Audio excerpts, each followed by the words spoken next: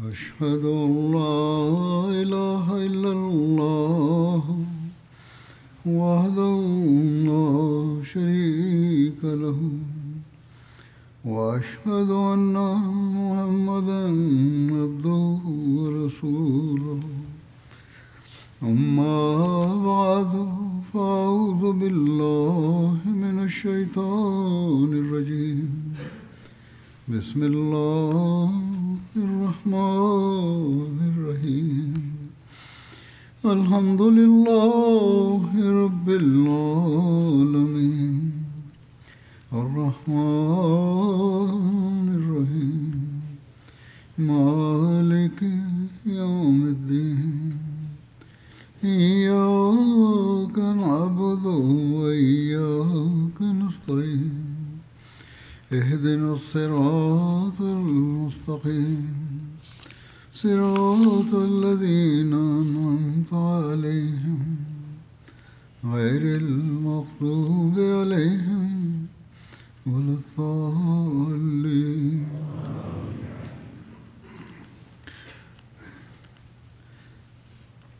ಹುನೇನ್ ಯುದ್ಧದ ನಂತರ ಅದರಲ್ಲಿ ಗಳಿಸಿದ್ದ ಯುದ್ಧ ಸಂಪತ್ತು ಮತ್ತು ಅದರ ವಿತರಣೆಯ ಬಗ್ಗೆ ಪ್ರಸ್ತಾಪಿಸಲಾಗುತ್ತಿತ್ತು. ಈ ಬಗ್ಗೆ ಮತ್ತಷ್ಟು ಘಟನೆಗಳು ಈ ರೀತಿ ವರದಿಯಾಗಿವೆ. ಹಜರತ್ ಪೈಗಂಬರ್ ಸಲ್ಲಲ್ಲಾಹು ಅಲೈಹಿ ವಸಲ್ಲಂ ಎಲ್ಲ ಸಂಪತ್ತನ್ನು ಜಾರಾನ ಎಂಬ ಸ್ಥಳದಲ್ಲಿ ಸಂಗ್ರಹಿಸಲು ಆದೇಶಿಸಿ ನಂತರ ತಾಯಿಫಿನ ಕಡೆಗೆ ಪ್ರಯಾಣ ಬೆಳೆಸಿದರು. ಸುಮಾರು 1 ತಿಂಗಳ ನಂತರ ತಾಯಿಫಿನಿಂದ ಜಾರಾನಗೆ ಮರಳಿದರು. ಅಲ್ಲಿ ತಲುಪಿದ ನಂತರವೂ ಅವರು ಯುದ್ಧ ಸಂಪತ್ತನ್ನು ತಕ್ಷಣವೇ ವಿತರಿಸಲಿಲ್ಲ. ಬಹುಶಃ ಬನು ಹವಾಜಿನ್ ಗೋತ್ರದವರು ಪಶ್ಚಾತ್ತಾಪಪಟ್ಟು ಹಿಂದಿರುಗಬಹುದು ಎಂಬ ಪ್ರತೀಕ್ಷೆಯಿಂದ ಇನ್ನೂ ಕೆಲವು ದಿನಗಳ ಕಾಲ ಕಾಯ್ದರು. ಒಂದೆಡೆ ಅವರಿಗಾಗಿ ಹಜರತ್ ಪೈಗಂಬರ್ ಸಲ್ಲಲ್ಲಾಹು ಅಲೈಹಿ ವಸಲ್ಲಂ ಕಾಯುತ್ತಿದ್ದರು. ಮತ್ತೊಂದೆಡೆ ಹಜರತ್ ಪೈಗಂಬರ್ ಸಲ್ಲಲ್ಲಾಹು ಅಲೈಹಿ ವಸಲ್ಲಮರ ಬಳಿ ಹೋಗುವುದು ಪ್ರಯೋಜನಕಾರಿಯಾಗುವುದೋ ಇಲ್ಲವೋ ಎಂಬ ಗೊಂದಲದಲ್ಲಿ ಬನು ಹವಾಜಿನ್ ಗೋತ್ರದವರಿದ್ದರು. ಸುಮಾರು 13-14 ದಿನಗಳ ಕಾಲ ಕಾದ ನಂತರ ಹಜರತ್ ಪೈಗಂಬರ್ ಸಲ್ಲಲ್ಲಾಹು ಅಲೈಹಿ ವಸಲ್ಲಂ ಯುದ್ಧ ಸಂಪತ್ತನ್ನು ವಿತರಿಸಿದರು. ಆಗ ಈಗಾಗಲೇ ಇಸ್ಲಾಮನ್ನು ಸ್ವೀಕರಿಸಿದ್ದ ಬನು ಹವಾಜಿನಿನ 14 ಗೌರವಾನ್ವಿತ ವ್ಯಕ್ತಿಗಳು ಹಜರತ್ ಪೈಗಂಬರ್ ಸಲ್ಲಲ್ಲಾಹು ಅಲೈಹಿ ವಸಲ್ಲಮರ ಬಳಿಗೆ ಬಂದು ಹೀಗೆ ಹೇಳಿದರು: ನಮ್ಮ ಪೂರ್ತಿ ಗೋತ್ರ ಇಸ್ಲಾಮನ್ನು ಸ್ವೀಕರಿಸಿಕೊಂಡಿದೆ. ಈ ಜನರು ಹಜರತ್ ಪೈಗಂಬರ್ ಸಲ್ಲಲ್ಲಾಹು ಅಲೈಹಿ ವಸಲ್ಲಮರೊಡನೆ ಕರುಣೆಗಾಗಿ ಮನವಿ ಮಾಡಿದಾಗ ಹಜರತ್ ಪೈಗಂಬರ್ ಸಲ್ಲಲ್ಲಾಹು ಅಲೈಹಿ ವಸಲ್ಲಂ ಹೇಳಿದರು, ನಾನು ಬಹಳ ದಿನಗಳ ತನಕ ನಿಮ್ಮನ್ನು ಕಾಯುತ್ತಿದ್ದೆ, ಆದರೆ ನೀವು ಬರದೇ ಇದ್ದ ಕಾರಣದಿಂದ ಯುದ್ಧ ಸಂಪತ್ತನ್ನು ವಿತರಿಸಿದ್ದೇನೆ. ಈಗ ನೀವು ನೋಡುತ್ತಿರುವಂತೆ ಸೆರೆಯಾಳುಗಳಲ್ಲಿ ಕೆಲವರು ಮಾತ್ರ ಉಳಿದಿದ್ದಾರೆ ಮತ್ತು ಉಳಿದವರೆಲ್ಲರೂ ಹಂಚಲ್ಪಟ್ಟಿದ್ದಾರೆ. ಆದ್ದರಿಂದ ಈಗ ನೀವು ಸಂಪತ್ತು ಮತ್ತು ಸಾಮಗ್ರಿಗಳು ಅಥವಾ ಸೆರೆಯಾಳುಗಳಾದ ಪುರುಷರು ಮತ್ತು ಮಹಿಳೆಯರಲ್ಲಿ ಯಾವುದಾದರೂ ಒಂದನ್ನು ಆಯ್ಕೆ ಮಾಡಬಹುದು. ಸೆರೆಯಾಳುಗಳನ್ನು ಹಿಂತಿರುಗಿ ಪಡೆಯಲು ಬನು ಹವಾಜಿನ್ ಜನರು ನಿರ್ಣಯಿಸಿದರು. ತಕ್ಷಣವೇ ಬನು ಅಬ್ದುಲ್ ಮುತ್ತಲಿಬರ ಬಳಿಯಿದ್ದ ಸೆರೆಯಾಳುಗಳನ್ನು ಹಜರತ್ ಪೈಗಂಬರ್ ಸಲ್ಲಲ್ಲಾಹು ಅಲೈಹಿ ವಸಲ್ಲಂ ಹಿಂತಿರುಗಿಸಿದರು. ಉಳಿದ ಸೆರೆಯಾಳುಗಳ ಕುರಿತು ಹಜರತ್ ಪೈಗಂಬರ್ ಸಲ್ಲಲ್ಲಾಹು ಅಲೈಹಿ ವಸಲ್ಲಂ ಹೀಗೆ ಸಲಹೆ ನೀಡಿದರು: ನೀವು ಮುಸ್ಲಿಮರ ಮುಂದೆ ನಿಮ್ಮ ಇಸ್ಲಾಂ ಸ್ವೀಕಾರದ ಬಗ್ಗೆ ಹೇಳಿರಿ ಮತ್ತು ನನ್ನನ್ನು ನಿಮಗಾಗಿ ಶಿಫಾರಸು ಮಾಡುವವರನ್ನಾಗಿ ನಿಶ್ಚಯಿಸಿರಿ. ಅದೇ ರೀತಿ ಮಾಡಲಾಯಿತು. ಹೀಗೆ ಹಜರತ್ ಪೈಗಂಬರ್ ಸಲ್ಲಲ್ಲಾಹು ಅಲೈಹಿ ವಸಲ್ಲಮರ ಅತುಲ್ಯವಾದ ಉದಾರತೆಯ ಕಾರಣದಿಂದ ಬನು ಹವಾಜಿನಿನ ಎಲ್ಲ ಸೆರೆಯಾಳುಗಳು ಸುಗಮವಾಗಿ ಬಿಡುಗಡೆಯಾದರು. ಬನು ಹವಾಜಿನಿನ ಈ ಸೆರೆಯಾಳುಗಳನ್ನು ಹಜರತ್ ಪೈಗಂಬರ್ ಸಲ್ಲಲ್ಲಾಹು ಅಲೈಹಿ ವಸಲ್ಲಂ ಯಾವುದೇ ಪರಿಹಾರಧನ ಪಡೆಯದೆ ಬಿಡುಗಡೆ ಮಾಡಿದ್ದರಲ್ಲದೆ ಅವರಿಗೆ ಬಟ್ಟೆಗಳನ್ನು ನೀಡಿದರು ಮತ್ತು ಬಿಡುಗಡೆಯಾದವರಲ್ಲಿ ಯಾರೂ ಹೊಸ ಉಡುಪಿಲ್ಲದೆ ಹೋಗಬಾರದು ಎಂದು ತಾಕೀತು ಮಾಡಿದರು. ಈ ಆದೇಶವನ್ನು ಪಾಲಿಸಿ ಪ್ರತಿಯೊಬ್ಬ ಸೆರೆಯಾಳಿಗೂ ಹೊಸ ಉಡುಪನ್ನು ನೀಡಲಾಯಿತು. ವರದಿಯ ಪ್ರಕಾರ 3 ವ್ಯಕ್ತಿಗಳು ತಮ್ಮ ಸೆರೆಯಾಳುಗಳನ್ನು ಹಿಂತಿರುಗಿಸಲು ನಿರಾಕರಿಸಿದರು. ಕೆಲವು ಇತರ ವರದಿಗಳ ಪ್ರಕಾರ ಹಜರತ್ ಪೈಗಂಬರ್ ಸಲ್ಲಲ್ಲಾಹು ಅಲೈಹಿ ವಸಲ್ಲಂ ಹೀಗೆ ಹೇಳಿದರು: ಬನು ಹವಾಜಿನಿನ ಎಲ್ಲ ಸೆರೆಯಾಳುಗಳು ಬಿಡುಗಡೆಯಾಗಿದ್ದಾರೆ ಮತ್ತು ಯಾರು ತಮ್ಮ ಸೆರೆಯಾಳನ್ನು ಬಿಡುಗಡೆ ಮಾಡಲು ಬಯಸುವುದಿಲ್ಲವೋ ಅವರಿಗೆ ಅದಕ್ಕೆ ಬದಲಾಗಿ ಬೈತುಲ್ ಮಾಲಿನಿಂದ 6 ಬಲಶಾಲಿ ಒಂಟೆಗಳನ್ನು ಪರಿಹಾರವಾಗಿ ನೀಡಲಾಗುವುದು. ಆಗ ತಮ್ಮ ಸೆರೆಯಾಳುಗಳನ್ನು ಬಿಟ್ಟುಕೊಡಲು ಸಿದ್ಧರಿಲ್ಲದವರು ಕೂಡ ಒಪ್ಪಿಕೊಂಡರು. ಹೀಗೆ ಬನು ಹವಾಜಿನಿನ 6,000 ಸೆರೆಯಾಳುಗಳು ಬಿಡುಗಡೆಯಾದರು. ಕೆಲವು ವರದಿಗಳ ಪ್ರಕಾರ ಉಯೈನಾ ಬಿನ್ ಹಿಸ್ನ್ ಫಜಾರಿ ಎಂಬವನು ಈ ಆದೇಶವನ್ನು ಪಾಲಿಸಲಿಲ್ಲ. ಇದರಿಂದಾಗಿ ಅವನಿಗೆ ತೀವ್ರ ಅಪಮಾನಕರವಾದ ಸ್ಥಿತಿ ಉಂಟಾಯಿತು ಮತ್ತು ಅವನು ಅನುಗ್ರಹದಿಂದಲೂ ವಂಚಿತನಾದನು. ಒಯ್ಯನ ಹೊರತುಪಡಿಸಿ ಎಲ್ಲರೂ ತಮ್ಮ ಸೆರೆಯಾಳುಗಳನ್ನು ಹಿಂತಿರುಗಿಸಿದ್ದಾರೆ ಎಂದು ಹಜರತ್ ಪೈಗಂಬರ್ ಸಲ್ಲಲ್ಲಾಹು ಅಲೈಹಿ ವಸಲ್ಲಮರಿಗೆ ತಿಳಿಸಿದಾಗ ಅಲ್ಲಾಹನು ಅವನನ್ನು ನಷ್ಟದಲ್ಲಿ ಇರಿಸಲಿ ಎಂದು ಹಜರತ್ ಪೈಗಂಬರ್ ಸಲ್ಲಲ್ಲಾಹು ಅಲೈಹಿ ವಸಲ್ಲಂ ಹೇಳಿದರು. ಒಯ್ಯನ ಸೆರೆಯಾಳಿನ ಘಟನೆಯು ಹೀಗಿದೆ: ಅವನೊಂದು ಯುವತಿಯ ಬದಲಾಗಿ ಒಬ್ಬ ವೃದ್ಧ ಮಹಿಳೆಯನ್ನು ಸೆರೆಯಾಳೆಯಾಗಿ ಪಡೆದುಕೊಂಡಿದ್ದನು. ಏಕೆಂದರೆ ಆಕೆಗೆ ಅನೇಕ ಮಕ್ಕಳು ಇರುವುದರಿಂದ ತನಗೆ ಹೆಚ್ಚು ವಿಮೋಚನಾ ಶುಲ್ಕ ಸಿಗಬಹುದು ಎಂದು ಅವನು ಆಶಿಸಿದ್ದನು. ಆ ವೃದ್ಧ ಮಹಿಳೆಯ ಮಗ ಒಯೇನನ ಬಳಿಗೆ ಬಂದು 100 ಒಂಟೆಗಳಿಗೆ ಬದಲಾಗಿ ಆಕೆಯನ್ನು ಬಿಡುಗಡೆ ಮಾಡಲು ಮುಂದಾದನು. ಒಯೇನ ಇನ್ನಷ್ಟು ಲಾಭದ ಆಸೆಯಲ್ಲಿ ಆಕೆಯನ್ನು ಬಿಡುಗಡೆ ಮಾಡಲು ನಿರಾಕರಿಸಿದನು. ಸ್ವಲ್ಪ ಸಮಯದ ನಂತರ ಒಯೇನ ಸ್ವತಃ ಆ ಮಗನ ಬಳಿಗೆ ಹೋಗಿ, ನೀನು ನೀಡುತ್ತಿದ್ದ ಒಂಟೆಗಳನ್ನು ಈಗ ಕೊಡುತ್ತೀಯಾ ಎಂದು ಕೇಳಿದನು. ಅದಕ್ಕೆ ಆ ಯುವಕ, ಈಗ ನಾನು ಕೇವಲ 50 ಒಂಟೆಗಳನ್ನು ಕೊಡುತ್ತೇನೆಂದನು. ಹೀಗೆ ಒಯೇನ ಇನ್ನಷ್ಟು ಕಳುತ್ತಿದ್ದಾಗ ಅದೂ ಕೂಡ ಕೊಡುವುದಿಲ್ಲವೆಂದು ಅವನು ಹೇಳುತ್ತಿದ್ದನು. ಬೇಡಿಕೆ ಕಡಿಮೆ ಆಗುತ್ತಾ ಹೋಗಿ ಕೊನೆಗೆ ಒಯೇನ ಹೇಳಿದನು, ಈ ವೃದ್ಧೆಯನ್ನು ಉಚಿತವಾಗಿ ತೆಗೆದುಕೊಂಡು ಹೋಗು. ಆಗ ಆ ಯುವಕ ಹೇಳಿದನು, ರಸೂಲುಲ್ಲಾಹ ಸಲ್ಲಲ್ಲಾಹು ಅಲೈಹಿ ವಸಲ್ಲಂ ಪ್ರತಿ ಸೆರೆಯಾಳಿಗೂ ಬಿಡುಗಡೆ ಜೊತೆಗೆ ಬಟ್ಟೆಯನ್ನು ನೀಡಿದ್ದಾರೆ. ಆದರೆ ಈ ವೃದ್ಧ ಮಹಿಳೆ ಅದರಿಂದ ವಂಚಿತಳಾಗಿದ್ದಾಳೆ. ಆದ್ದರಿಂದ ನೀನು ಆಕೆಗೆ ಬಟ್ಟೆಯನ್ನು ಕೊಡು. ಅಂತಿಮವಾಗಿ ಒಯೇನ ತನ್ನದೇ ಹೊದಿಕೆಯನ್ನು ನೀಡಬೇಕಾಯಿತು. ಹೀಗೆ ಆ ಯುವಕ ಆ ಸೆರೆಯಾಳು ಮಹಿಳೆ ಮತ್ತು ಬಟ್ಟೆ ಎರಡನ್ನೂ ತೆಗೆದುಕೊಂಡು ಹೋದನು. ಅದರ ಪೈಗಂಬರ್ ಸಲ್ಲಲ್ಲಾಹು ಅಲೈಹಿ ವಸಲ್ಲಂ ಬನು ಹವಾಜಿನ ನಾಯಕ ಮಾಲಿಕ್ ಬಿನ್ ಔಫ್ನ ಬಗ್ಗೆ ವಿಚಾರಿಸಿದರು. ಆಗ ಅವನು ತಾಯಿಫ್ನಲ್ಲಿ ಬನು ಸಕೀಫರ ಬಳಿ ಇದ್ದಾನೆಂದು ತಿಳಿದುಬಂತು. ಅದರ ಪೈಗಂಬರ್ ಸಲ್ಲಲ್ಲಾಹು ಅಲೈಹಿ ವಸಲ್ಲಂ ಅವನಿಗೆ ಸಂದೇಶ ಕಳುಹಿಸಿ ಅವನು ತಮ್ಮ ವಿಧೇಯತೆಯನ್ನು ಒಪ್ಪಿಕೊಂಡು ಬಂದರೆ ಅವನ ಕುಟುಂಬ ಸದಸ್ಯರನ್ನು ಹಿಂತಿರುಗಿಸಲಾಗುವುದು ಎಂದು ತಿಳಿಸಿದರು.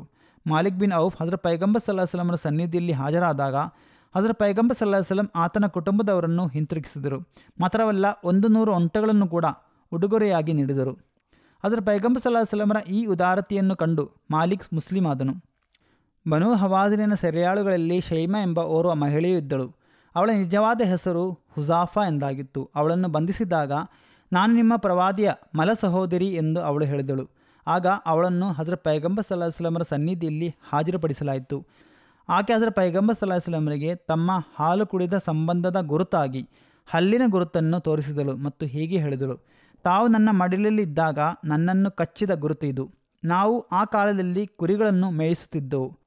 ತಮ್ಮ ಸಾಕುತಾಯಿ ಮತ್ತು ಸಾಕು ತಂದೆ ನನ್ನ ನಿಜವಾದ ತಾಯಿ ತಂದೆ ಆಗಿದ್ದಾರೆ. ಹಜರತ್ ಪೈಗಂಬರ್ ಸಲ್ಲಲ್ಲಾಹು ಅಲೈಹಿ ವಸಲ್ಲಂ ಇದನ್ನು ಕೇಳಿದಾಗ ಎದ್ದು ನಿಂತರು ಮತ್ತು ಆಕೆಗಾಗಿ ತಮ್ಮ ಚಾದರವನ್ನು ಹಾಸಿದರು ಹಾಗೂ ಅದರ ಮೇಲೆ ಕುಳಿತುಕೊಳ್ಳಲು ಹೇಳಿದರು. ಹಜರತ್ ಪೈಗಂಬರ್ ಸಲ್ಲಲ್ಲಾಹು ಅಲೈಹಿ ವಸಲ್ಲಮರ ಕಣ್ಣುಗಳಿಂದ ಕಣ್ಣೀರು ಹರಿಯಲಾರಂಭಿಸಿತ್ತು. ತಮ್ಮ ಸಾಕು ತಾಯಿ ತಂದೆಯ ಬಗ್ಗೆ ಹಜರತ್ ಪೈಗಂಬರ್ ಸಲ್ಲಲ್ಲಾಹು ಅಲೈಹಿ ವಸಲ್ಲಂ ವಿಚಾರಿಸಿದರು. ಅವರು ನಿಧನರಾಗಿದ್ದಾರೆ ಎಂದು ಆಕೆ ತಿಳಿಸಿದಳು. ಅಲ್ಲಿ ಉಳಿದುಕೊಳ್ಳುವ ಅಥವಾ ಹಿಂತಿರುಗಿ ಹೋಗುವ ಆಯ್ಕೆಯನ್ನು ಹಜರತ್ ಪೈಗಂಬರ್ ಸಲ್ಲಲ್ಲಾಹು ಅಲೈಹಿ ವಸಲ್ಲಂ ಆಕೆಗೆ ನೀಡಿದರು. ಇಸ್ಲಾಮನ್ನು ಸ್ವೀಕರಿಸಿ ಹಿಂದಿರುಗಲು ಆಕೆ ನಿರ್ಧರಿಸಿದ್ದಳು. ಹಜರತ್ ಪೈಗಂಬರ್ ಸಲ್ಲಲ್ಲಾಹು ಅಲೈಹಿ ವಸಲ್ಲಂ ಆಕೆಗೆ 3 ಗುಲಾಮರು ಮತ್ತು ಒಬ್ಬ ದಾಸಿಯನ್ನು ಹಾಗೆಯೇ ಒಂಟೆಗಳನ್ನು ನೀಡಿದರು. ಅಬೂದಾವುದರ ಒಂದು ದುರ್ಬಲ ವರದಿಯ ಪ್ರಕಾರ ಜಾರಾನ ಎಂಬ ಸ್ಥಳದಲ್ಲಿ ಹಜರತ್ ಪೈಗಂಬರ್ ಸಲ್ಲಲ್ಲಾಹು ಅಲೈಹಿ ವಸಲ್ಲಮರ ಮಲತಾಯಿಯು ಅವರನ್ನು ಭೇಟಿ ಮಾಡಲು ಬಂದಿದ್ದರು ಎಂದಿದೆ. ಆದರೆ ಅದರ ಸನದ್ ನಿರೂಪಕರ ಸರಣಿ ದುರ್ಬಲವಾಗಿದೆ. ಸಾಕುತಾಯಿಯ ಭೇಟಿಯ ಘಟನೆಯು ಬೇರೆ ಸಂದರ್ಭದ್ದಾಗಿರಬಹುದು ಅಥವಾ ವರದಿಗಾರ ತಪ್ಪಾಗಿ ಹೇಳಿರಬಹುದು. ಏಕೆಂದರೆ ವರದಿಗಳ ಪ್ರಕಾರ ಹಜರತ್ ಪೈಗಂಬರ್ ಸಲ್ಲಲ್ಲಾಹು ಅಲೈಹಿ ವಸಲ್ಲಮರ ಸಾಕುತಾಯಿ ಹುನೈನ್ ಯುದ್ಧಕ್ಕೆ ಮೊದಲೇ ನಿಧನರಾಗಿದ್ದರು. ಹಜರತ್ ಪೈಗಂಬರ್ ಸಲ್ಲಲ್ಲಾಹು ಅಲೈಹಿ ವಸಲ್ಲಂ ಮಕ್ಕಾದಿಂದ ಮದೀನಕ್ಕೆ ಹಿಜರತ್ ಮಾಡಿದಾಗ 100 ಒಂಟೆಗಳ ಬಹುಮಾನದ ಆಸೆಗಾಗಿ ಸುರಾಕ ಬಿನ್ ಮಾಲಿಕ್ ಎಂಬುವರು ಹಜರತ್ ಪೈಗಂಬರ್ ಸಲ್ಲಲ್ಲಾಹು ಅಲೈಹಿ ವಸಲ್ಲಮರನ್ನು ಬೆನ್ನಟ್ಟಿದ್ದರು. ಆಗ ಹಜರತ್ ಪೈಗಂಬರ್ ಸಲ್ಲಲ್ಲಾಹು ಅಲೈಹಿ ವಸಲ್ಲಂ ಅವರಿಗೆ ಸಂರಕ್ಷಣೆಯ ಒಂದು ಲಿಖಿತ ಪತ್ರವನ್ನು ಬರೆದು ಕೊಟ್ಟಿದ್ದರು. ಇದೇ ಸುರಾಕ ಜಾರಾನ ಎಂಬ ಸ್ಥಳದಲ್ಲಿ ತಮ್ಮ ಆ ಪತ್ರದೊಂದಿಗೆ ಹಾಜರಾಗಿ ಇಸ್ಲಾಮನ್ನು ಸ್ವೀಕರಿಸಿದರು. ಇದೇ ವಾಸ್ತವ್ಯದ ಅವಧಿಯಲ್ಲಿ ಹಜರತ್ ಪೈಗಂಬರ್ ಸಲ್ಲಲ್ಲಾಹು ಅಲೈಹಿ ವಸಲ್ಲಂ ಒಂದು ರಾತ್ರಿ ಉಮ್ರಾದ ಉದ್ದೇಶದಿಂದ ಮಕ್ಕಾಗೆ ತೆರಳಿದರು ಮತ್ತು ರಾತ್ರಿ ಸಮಯದಲ್ಲಿ ಹಿಂತಿರುಗಿದರು. ಇದರಿಂದ ಹಜರತ್ ಪೈಗಂಬರ್ ಸಲ್ಲಲ್ಲಾಹು ಅಲೈಹಿ ವಸಲ್ಲಂ ಎಲ್ಲಿಗೂ ಹೋಗಿಲ್ಲವೆಂದು ಜನರು ಭಾವಿಸಿದರು. ಜುಲ್ಕಾದ ತಿಂಗಳ 12 ದಿನಗಳು ಇನ್ನೂ ಬಾಕಿ ಇರುವಾಗ ಹಜರತ್ ಪೈಗಂಬರ್ ಸಲ್ಲಲ್ಲಾಹು ಅಲೈಹಿ ವಸಲ್ಲಂ ಮದೀನಾಕ್ಕೆ ಹಿಂತಿರುಗಲು ಪ್ರಯಾಣವನ್ನು ಆರಂಭಿಸಿ 9 ದಿನಗಳ ಪ್ರಯಾಣದ ನಂತರ ಮದೀನಾಕ್ಕೆ ತಲುಪಿದರು. ಇವುಗಳಾಗಿದ್ದು ಹುನೈನ್ ಯುದ್ಧದ ನಂತರದ ಘಟನೆಗಳು. ಇತರ ಕಾರ್ಯಾಚರಣೆಗಳ ಕುರಿತು ಮುಂದಿನ ಬಾರಿ ವಿವರಿಸಲಾಗುವುದು ಇನ್ಶಾ ಅಲ್ಲಾಹ್. ಈಗ ನಾನು 2 ದಿವಂಗತರ ಕುರಿತು ಪ್ರಸ್ತಾಪಿಸುತ್ತೇನೆ ಮತ್ತು ಅವರ ಜನಾಜಾ ಗಾಯಬ್ ನಿರ್ವಹಿಸುತ್ತೇನೆ. ಮೊದಲನೇದಾಗಿ ಕೆನಡಾದ ದಿವಂಗತ ಡಾಕ್ಟರ್ ಲೈಕ್ ಅಹಮದ್ ಫರ್ರೂಕ್ ಸಾಹೇಬ್ರದ್ದಾಗಿದೆ. ದಿವಂಗತರು ಹಲವು ವರ್ಷಗಳ ಕಾಲ ಆಫ್ರಿಕಾದಲ್ಲಿ ವಕ್ಫೆ ಜಿಂದಗಿಯಾಗಿ ವೈದ್ಯಕೀಯ ಸೇವೆ ಸಲ್ಲಿಸಿದರು. ಬಹಳ ಸಮರ್ಪಣಾ ಮನೋಭಾವದಿಂದ ಅವರು ಸೇವೆ ಸಲ್ಲಿಸಿದರು. ದಿವಂಗತರು ಶಾಂತ ಸ್ವಭಾವದವರು, ದುವಾ ಮಾಡುವವರು ಆಗಿದ್ದರು. ಅವರು ವಿನಯ, ತಾಳ್ಮೆ ಮತ್ತು ಸ್ಥಿರಚಿತ್ತತೆಗೆ ಉದಾಹರಣೆಯಾಗಿದ್ದರು. ಮಾನವೀಯತೆಯ ಸೇವೆಯಲ್ಲಿ ಅವರು ತಮ್ಮ ಇಡೀ ಜೀವನವನ್ನು ಸಾಗಿಸಿದರು. ಪ್ರತಿಕೂಲ ಪರಿಸ್ಥಿತಿಗಳಲ್ಲಿಯೂ ಅವರು ದೊಡ್ಡ ಸ್ಥೈರ್ಯದಿಂದ ಕೆಲಸ ಮಾಡಿದರು. ನಾನು ಗಾನದಲ್ಲಿದ್ದಾಗ ನಾನು ಸಹ ಅವರೊಂದಿಗೆ ಸಮಯ ಕಳೆದಿದ್ದೇನೆ. ಅವರು ಅತ್ಯಂತ ಸಾತ್ವಿಕ, ವಿನಮ್ರ ಮತ್ತು ಸೇವೆ ಮಾಡುವ ವ್ಯಕ್ತಿಯಾಗಿದ್ದರು. ವಕ್ಫೆ ಜಿಂದಗಿಯರನ್ನು ತುಂಬ ಗೌರವಿಸುತ್ತಿದ್ದರು. ಅತಿಥಿ ಸತ್ಕಾರದ ಗುಣ ಅವರಲ್ಲಿ ಬಹಳವಿತ್ತು. ಪತಿ ಪತ್ನಿ ಇಬ್ಬರೂ ಕೂಡ ಅತಿಥಿ ಸತ್ಕಾರ ಮಾಡುವರಾಗಿದ್ದರು. ಕೆಲವೇ ಜನರಲ್ಲಿ ಕಂಡುಬರುವಂಥ ಅನೇಕ ಗುಣಗಳು ಅವರಲ್ಲಿದ್ದವು. ಎರಡನೆಯದ್ದು ಭಾರತದ ಹೈದರಾಬಾದಿನ ದಿವಂಗತ ಹಮೀದ್ ಅಹಮದ್ ಗೋರಿ ಸಾಹೇಬ್ರದ್ದಾಗಿದೆ. ಅವರು ಮೂಸಿಯಾಗಿದ್ದರು. ಅವರು ಪತ್ನಿ, ಒಬ್ಬಳು ಪುತ್ರಿ, 4 ಪುತ್ರರು ಮತ್ತು ಮೊಮ್ಮಕ್ಕಳನ್ನು ಅಗಲಿದ್ದಾರೆ. ಎಲ್ಲ ಮಕ್ಕಳು ಒಂದಲ್ಲ ಒಂದು ರೀತಿಯಲ್ಲಿ ಜಮಾತಿನ ಸೇವೆ ಸಲ್ಲಿಸುವ ಸೌಭಾಗ್ಯ ಪಡೆಯುತ್ತಿದ್ದಾರೆ. ದಿವಂಗತರು ಕಾದ್ಯಾನಿನ ನಾಜರಾಲ ಸನ್ಮಾನ್ಯ ಮೊಹಮ್ಮದ್ ಇನಾಮ್ ಗೋರಿ ಸಾಹೇಬರ ಕಿರಿಯ ಸಹೋದರರಾಗಿದ್ದರು. ಅಲ್ಬೇನಿಯಾದ ಮೊಬೆಲ್ಲಿಗ್ ಮತ್ತು ಸದರ್ ಆಗಿರುವ ಸಮದ್ ಗೋರಿ ಸಾಹೇಬರ ತಂದೆಯಾಗಿದ್ದರು. ಉಪವಾಸ ಮತ್ತು ನಮಾಜ್ ನಿರ್ವಹಿಸುವವರು, ತಹಜ್ಜುದ್ ನಮಾಜ್ ನಿರ್ವಹಿಸುವವರು, ಪವಿತ್ರ ಕುರಾನ್ನೊಂದಿಗೆ ಅಪಾರ ಪ್ರೀತಿ ಹೊಂದಿದವರು, ಸಾತ್ವಿಕರು ಆಗಿದ್ದ ಹಿರಿಯರಾಗಿದ್ದರು. ದಿವಂಗತರಿಗೆ ಹಜ್ ಮತ್ತು ಉಮ್ರಾ ಮಾಡುವ ಭಾಗ್ಯ ಕೂಡ ಲಭಿಸಿತ್ತು. ಖಿಲಾಫತಿನ ಆದೇಶಗಳನ್ನು ಪಾಲಿಸುತ್ತಿದ್ದರು. ಪ್ರತಿ ಚಿಕ್ಕದಾದ ಮತ್ತು ದೊಡ್ಡದಾದ ಆದೇಶವನ್ನು ಕೂಡ ಮೊದಲು ಸ್ವತಃ ಅನುಷ್ಠಾನಕ್ಕೆ ತರಲು ಪ್ರಯತ್ನಿಸುತ್ತಿದ್ದರು, ಅನಂತರ ಜಮಾತಿಗೆ ತಿಳಿಸುತ್ತಿದ್ದರು. ಅಲ್ಲಾಹನ ಕೃಪೆಯಿಂದ ಅದರಲ್ಲಿ ಅವರು ಯಶಸ್ವಿಯೂ ಆಗುತ್ತಿದ್ದರು. ಅವರು ಹೋಮಿಯೋಪತಿ ಚಿಕಿತ್ಸೆಯನ್ನು ಕೂಡ ಮಾಡುತ್ತಿದ್ದರು. ಮನೆಯಲ್ಲಿ ಔಷಧಿಗಳ ಸಂಗ್ರಹವನ್ನು ಇಟ್ಟುಕೊಂಡಿದ್ದರು. ಅವುಗಳನ್ನು ರೋಗಿಗಳಿಗೆ ಉಚಿತವಾಗಿ ನೀಡುತ್ತಿದ್ದರು. ಅವರು ಆರ್ಥಿಕ ತ್ಯಾಗದಲ್ಲಿ ಮುಂಚೂಣಿಯಲ್ಲಿದ್ದರು. ಅವರು ಉತ್ತಮವಾಗಿ ಸಂಬಂಧಗಳನ್ನು ಬೆಳೆಸುವವರಾಗಿದ್ದರು ಮತ್ತು ಪದೇ ಪದೇ ತಮ್ಮ ಸಂಬಂಧಿಕರನ್ನು ಮನೆಯಲ್ಲಿ ಒಟ್ಟುಗೂಡಿಸಿ ಅವರ ಸುಖ ದುಃಖಗಳಲ್ಲಿ ಭಾಗಿಯಾಗುತ್ತಿದ್ದರು. ಅವರು ಕೇಂದ್ರ ಪ್ರತಿನಿಧಿಗಳು ಮತ್ತು ಮೊಬೆಲ್ಲಿಗರನ್ನು ತುಂಬ ಗೌರವಿಸುವವರಾಗಿದ್ದರು.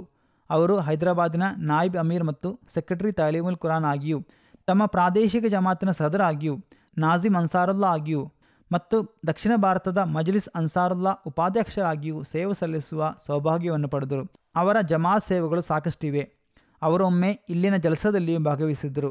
ಅಲ್ಲಾಹನ ಅವರೊಂದಿಗೆ ಮಗ್ಫಿರತ್ ಮತ್ತು ಕಾರುಣ್ಯದಿಂದ ವರ್ತಿಸಲಿ. ಅವರ ಪುತ್ರ ಅಲ್ಬೇನಿಯಾದಲ್ಲಿ ಮೊಬೆಲ್ಲಿಗ್ ಆಗಿರುವ ಕಾರಣ ಜನಾಜದಲ್ಲಿ ಭಾಗವಹಿಸಲು ಸಾಧ್ಯವಾಗಲಿಲ್ಲ. ಅಲ್ಲಾಹನ ಅವರಿಗೂ ತಾಳ್ಮೆ ಮತ್ತು ಧೈರ್ಯವನ್ನು ನೀಡಲಿ. ಜುಮಾದ ನಂತರ ನಾನು ಅವರ ಜನಾಜಾ ನಮಾಜನ್ನು ನಿರ್ವಹಿಸುವೆನು.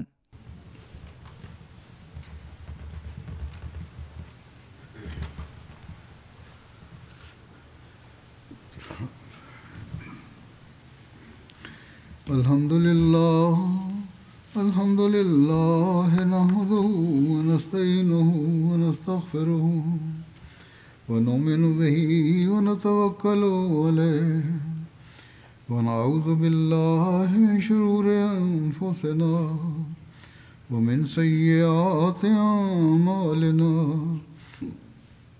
Man yahdihillahu fala mudilla lahu ومن يضلل فلا هادي له ونشهد أن لا إله إلا الله ونشهد أن محمدا عبده ورسوله. عباد الله رحمكم الله إن الله يأمر بالعدل والإحسان وإيتاء ذي القربى وينهى عن الفحشاء والمنكر والبغي يعظكم لعلكم تذكرون. اذكروا الله يذكركم وادعوه يستجب لكم ولذكر الله أكبر.